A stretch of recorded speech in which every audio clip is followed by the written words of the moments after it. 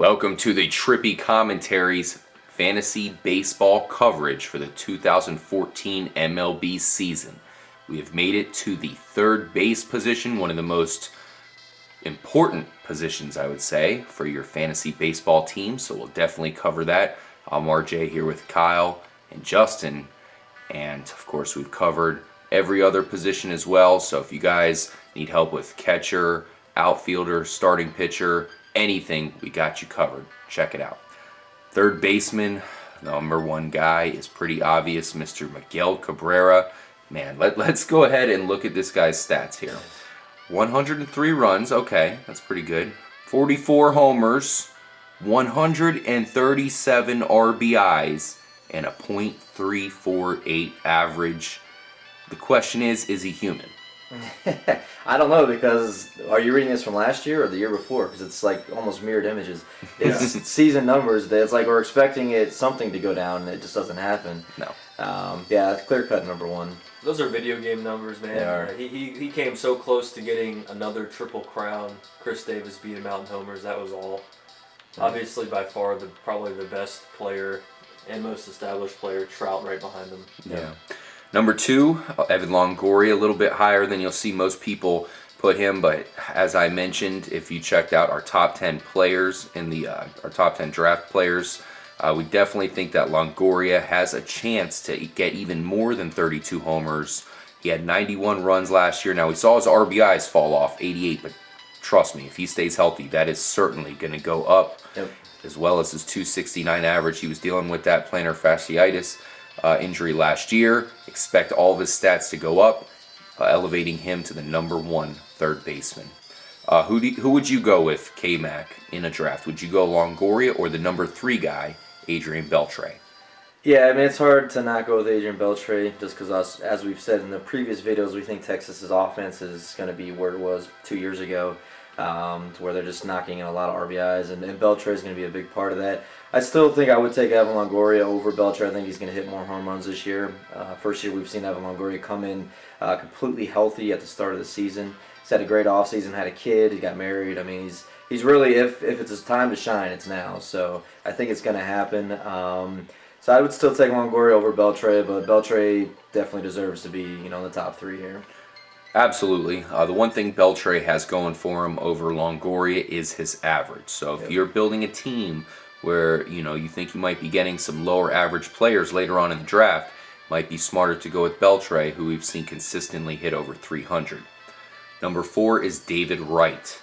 Last year, his stats weren't that impressive. A lot of it had to do with the subpar team around him, but he puts up consistent stats every year. He had 18 home runs, 17 stolen bases with his .307 average. If he can have a healthy season, we say that a lot around here, but if he can, he's definitely going to put up good production in this position, because from this point on, it really falls off. You have a lot of mystery. Ryan Zimmerman at number five, a guy we've seen have huge seasons in the past. And last year, I mean, look at his stats, pretty good. I mean, 84 runs, 26 home runs, 79 RBIs with a .275 average. We'll take that. Number six is a guy that we have very high compared to most. That's Manny Machado for the Baltimore Orioles. Now, he's dealing with an injury right now, so you might have to play without him for 2-3 weeks. We'll see. I'll take it. But the point is, he's an up-and-comer, to say the least. I think he's already here. I mean, he proved himself last year that he's an unbelievable fielding third baseman, unbelievable natural hitter. You can tell he's a natural ball player. He gets it. He's not doing anything fancy out there. You'll see him swinging at pitches way out of the zone and still getting a base hit out of it. He goes opposite field. He can turn on the ball and use power when he needs to. If he wasn't injured, I'd say Manny Machado would be much higher on a lot of people's lists. Yeah. Now, he does need to, we expect him to get his power up. Last season, 14 homers is pretty good at this pace that he's going. And the 88 runs is also good as well. But he's not getting a ton of stolen bases. He only had 6 last year, so we want his power to go up. Yeah. I would be worried about his injury, though. They're saying he hasn't run on it much, on his leg much in spring training. So that 2 to 3 weeks could end up being maybe a month or two. You're going to want to find a backup to fill that spot in the meantime. Absolutely. I think we have we kind of have a rule here, Trippy Commentaries, to where we want guys coming into the season healthy. This is a gauntlet of a season. We really don't want to get somebody who's limp right off the bat. Now, Manny Machado is the one guy who's got so much talent that we're willing to kind of overlook it, considering the state of third baseman. But Justin, of course, makes a great point. That's a very scary injury, especially for a position that's going to be such an active one. It's a horrific injury to see, too. Yeah, it was. Remember that. Number 7, Matt Carpenter, a guy I have probably pretty low with his 126 runs from last season. That's going to be extremely hard to duplicate.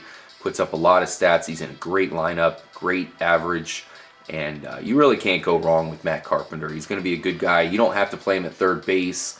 Yeah. But if you do, it's definitely a spot you can play him and be happy with it. Number 8, I want your take on Josh Donaldson. I've seen a lot of people putting him pretty high in their top 10s, but he's only had one season of elite statistics here. He had 89 runs, 24 home runs, 93 RBIs with a 301 average. That's phenomenal. I think he's here to stay. I think we're going to see more from him. I think Miguel Cabrera during that period was the only guy who was hitting better than he was last season.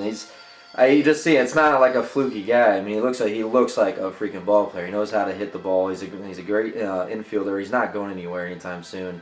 Doesn't seem like he has any problems with injuries. I can see Donaldson being a top 5 third baseman this year. What impresses me is hitting for power in the OCO, in the Oakland Coliseum. That thing is deep. It's got some deep dimensions. So if he can hit 24 jacks, I mean, those are on the road too, but hitting for power. I didn't expect 24 home runs out of him last year. In fact, I was one of the detractors. I was one of the guys saying, no, he can't be this good. Come on. We know Josh Donaldson. And then at the end of the year, it's like, damn.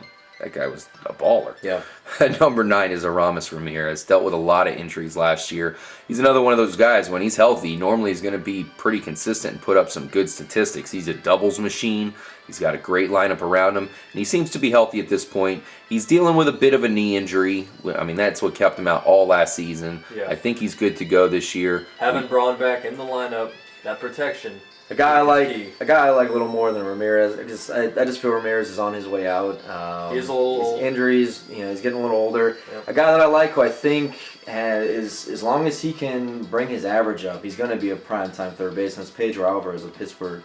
Guy's got nasty power. He hits over 30 home runs the past 2 seasons. His batting average dropped a little bit last year, but from what I've heard, he's made some adjustments. He's got a better approach to the plate, and he's still young. That's just going to happen. And like I said, I like this Pittsburgh offense this year to be, really top-notch, run-producing team. I think he's going to be a big part of that. Yep, we'll see where he comes up on the list. He's coming up very soon as well. Big El Toro there, Pedro Alvarez. Number 10, Chris Johnson. I have him a little bit higher than most as well. But he really turned it on when he got to the Braves there. I expect that to continue. He fits really nicely into that lineup now. He's not going to get you stolen bases. He's not going to get you that much power. He only had 12 home runs last season. But his average was elite. 321 average. Yeah. He should be able to produce pretty good stats now. Chris Johnson, I think, is not going to be... It's going to be tough for him to breach that top 5. But he's one of those guys that is going to be consistent with that high average.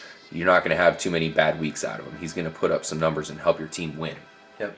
The number 11 player is Kyle Seager. I see a lot of people really high on Kyle Seager this year. Last year, he had a 22 home run season, 260 average. So he put up some pretty good stats for a second baseman, that's for sure. And when you have Robinson Cano right there next to him, we'll see if that makes him even better. Yeah. He comes in at number 11. Pedro Alvarez is number 12. Guy Pedro Alvarez reminds me of a little bit is a guy we're familiar with here in Tampa Bay, Carlos Pena.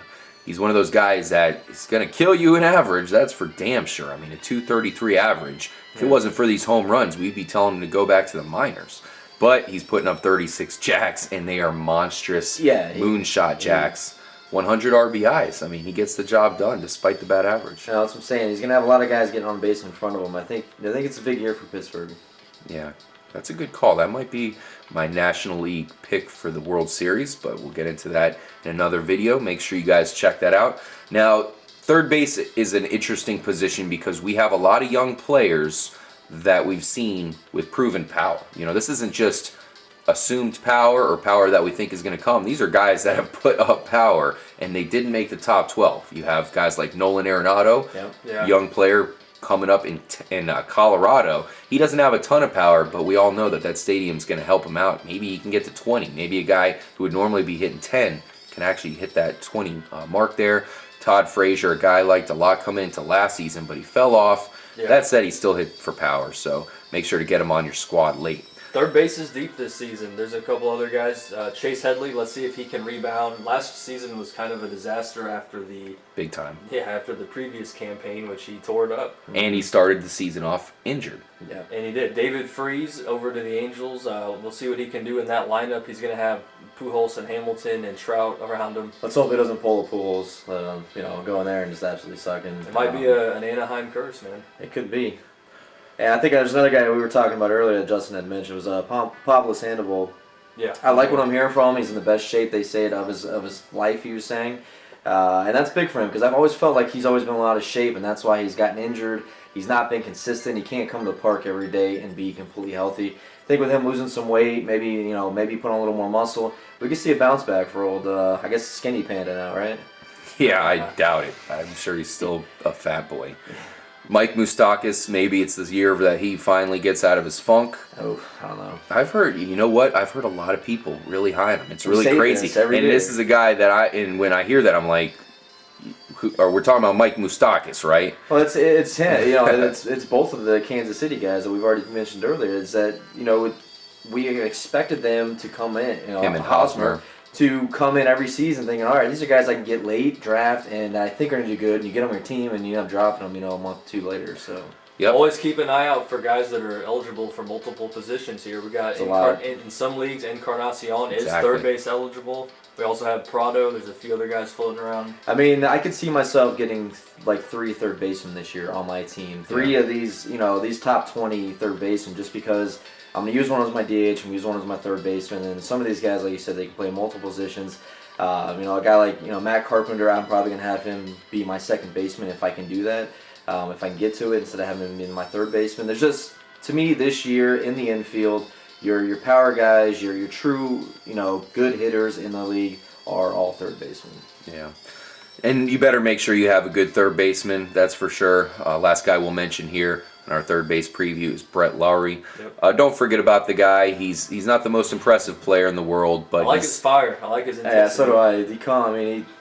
He brings it every time. Yeah, and he's a young guy, which means how these young players with talent are. I mean, any given season they can blow up. So make sure you don't miss out on that if you have a shot to get them for the right price. Yep. Thank you guys for joining us for the third base preview. Please subscribe to the channel if you're new. We'll definitely be covering fantasy baseball all season for you, and we'll see you in the next episode.